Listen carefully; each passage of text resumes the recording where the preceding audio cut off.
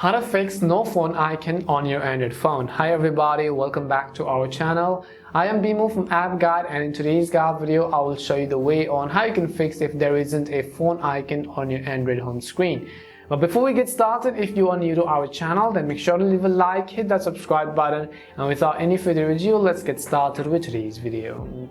Now, as you can see in my case, you don't necessarily see sometimes the phone icon. You can see messages and all, but you don't see the phone icon. Now, do not worry about that. It doesn't mean that you don't receive calls. You will also receive calls. You receive notifications. You can also make a call to others through the Contacts app.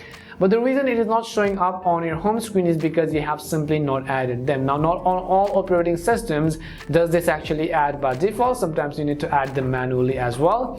In order to add them manually, we will actually open up our app drawer, and on the list of these apps here, you'll be able to find the phone icon. Now, if not on your home screen, at least you'll be able to find it on your app screen. If you don't find it on your app screen, then it simply means that there is no phone application on your Android, and you have to simply actually install them from your respective app stores.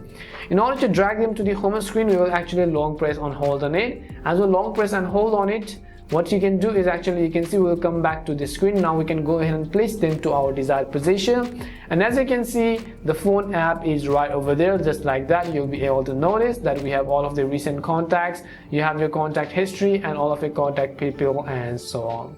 And this is the way on how you can add your phone icon to your home screen. We hope the video was really helpful, and if it did help you, make sure to leave a like and subscribe to the channel. And if you have any more questions, queries or doubts, simply also make sure to leave them down below, because we try to be responsive to each comment as possible. Thank you very much for watching, and see you soon in our next video.